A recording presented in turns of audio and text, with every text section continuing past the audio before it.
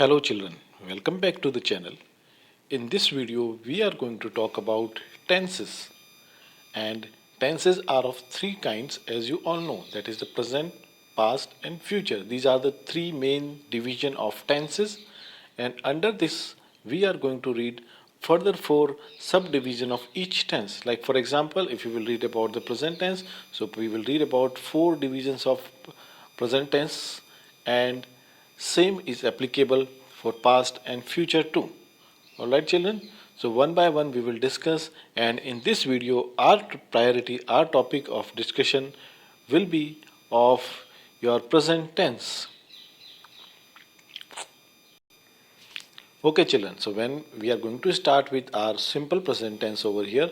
So first of all, I would like to tell you that simple present tense is also known as called your indefinite tense. So please do not get confused if you get with this name in any of the book or reading material. Next pointer says how to form a simple present tense. So here you can see the formula of forming a simple present tense. That is, first of all you put subject, then you have your verb first form. It could be in your S or ES form, and then we write the rest of the sentence. So this is how actually we form simple present tense. Like for example, if I say that he writes a letter, he writes a letter. Right. Now in this sentence you can see that he is our subject part, and this is your verb 1, okay, which I have written as form of the verb because he is third person singular, and a letter is considered here as your rest of the sentence. So this is, I have just given you one example that this is what the formula of your simple present tense, and this is how you can make sentences with it. Further, we will see usage of simple present tense, that in what sense we use it, and what are the occasion that can be at which this simple present tense can be utilized in English. So here the first point says your habitual action. The simple present tense is used for habitual action, and here is your example which says that he goes to school daily. Now in this subject, he is your subject, goes is the first form of the verb, and the actual verb is go, and we are writing es form here because this is he is third person singular. So he goes to school daily. So now what is this going daily? Indicates some kind of habitual action that has been done daily, regularly, or repetitive basis. Okay children, look at the next example which says scientific fact. Simple present can be used for scientific fact also, and here is your example. It says water boils at 100 degrees centigrade. So water is your subject part here, and this is boils is your verb, and as you can see I have used the S form of the verb here, right? As you can see here is S form. This is what we are talking about, this S form, right? Boils at 100 degrees centigrade. This is one of the scientific proof. Our next point says that simple present is used to represent universal fact. Like for example, if I say the sun rises in the east, okay, so the sun is what? The sun is the subject here, and rises as form of the verb, as you can see here, as I told you, first form of the verb rises, and where it rises, this part is known as called your rest of the sentence, in the east. And the whole sentence, if you look, so the sun rises in the east represent a universal fact. Now why it is a universal fact? Because it is not like that in particular country only the sun is rising in east direction. It is not only applicable for India, but it is applicable for whole world. So it is a universal, means globally accepted fact.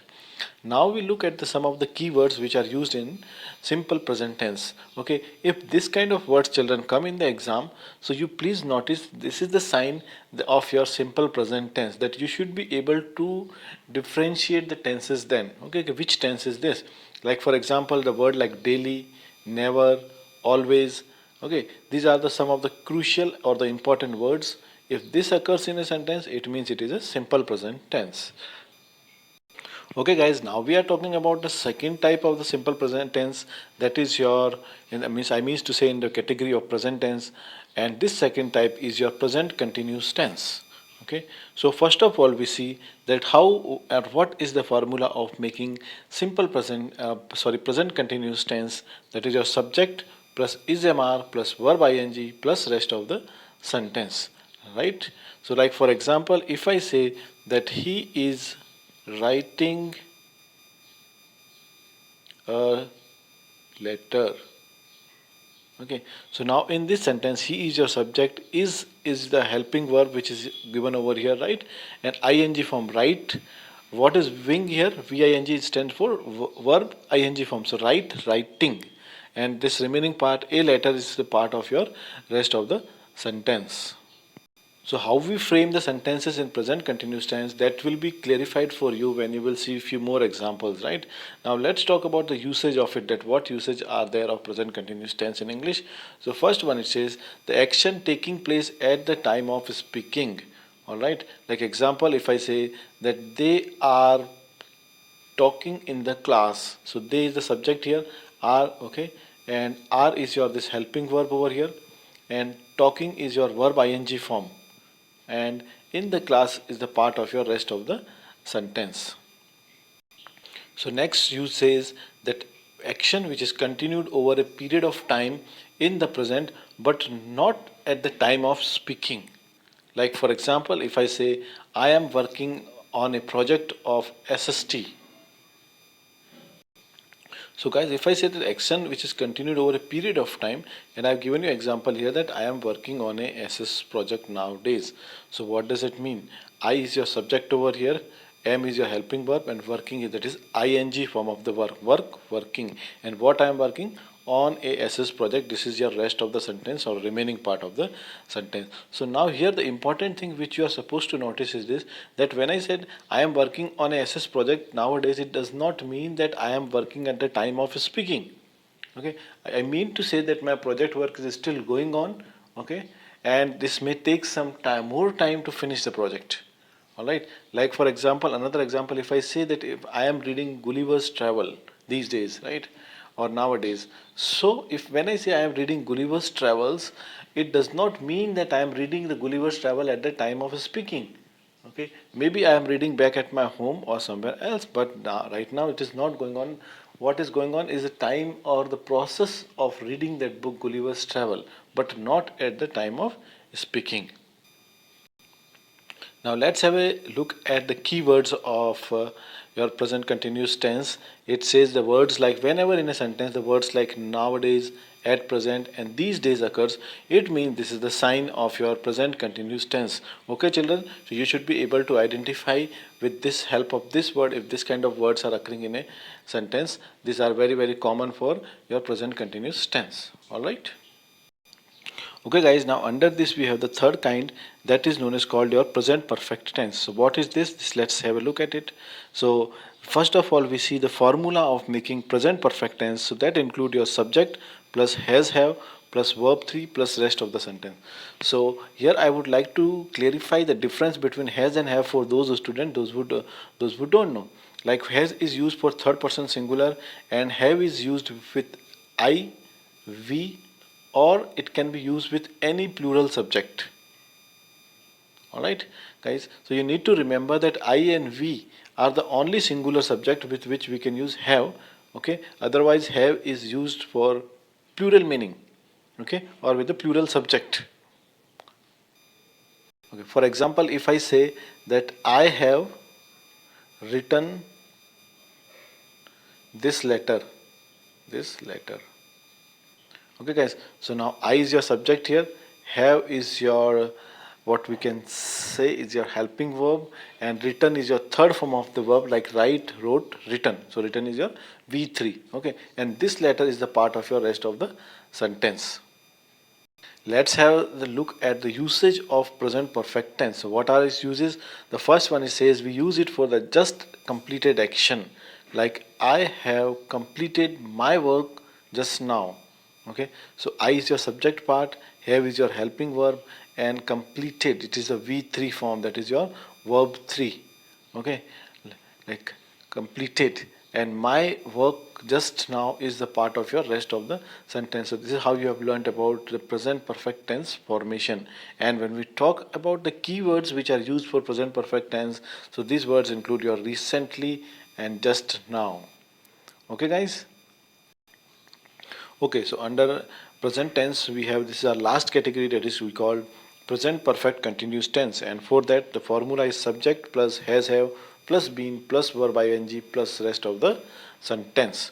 Okay, and let's have a look at the usage of it. It says we use it where the action started somewhere in the past. See, the thing has been started somewhere in the past, but being done now also. All right, like for example, if you are in 21 year, so action might have started somewhere in 21, and it is going on in the month of your February also. All right, so this is 21 and it started somewhere in the past and it's still going on. Okay, like for example, if I give you example, so that will be much more easier for you to understand. If I say I have been living in Mumbai for last 2 years. Okay, so I is your subject part, as I told you. Okay, let me clear the screen first.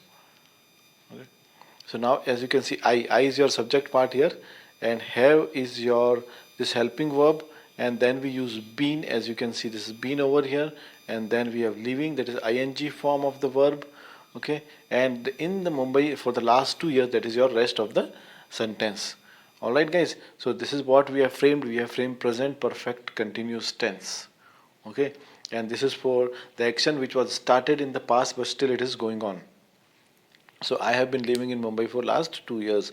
Now next we have keywords. That what are the keywords with the help of which you can find it or you can identify that it is present perfect continuous tense. So for the purpose we have the keywords like your since and for. Okay, so guys, now for since we use for point of time, and for is used for period of time. Like this you can see here in this example also, the for for is used over here. This indicates a period of time, right? Okay, that since how long that person is living over there. Okay guys, so in this video what we have discussed about our simple present tense. Okay, so in the next video, I am going to come up with the next part that will be about your past tense. We will discuss all the four types of the past tense in that. Okay. So I'm not making lengthy videos. I'm trying to make the short videos for you guys so that you can grab it better and you can learn. Okay. It is called your what I can say that this is kind of a part learning. Okay, we are dividing the things and we are learning, right? So today you have learned about simple present tense and its four types along with its formulas, how to make it, and I've given you some examples also. All right guys, so thank you very much for watching and have a nice day. Bye bye, enjoy your day.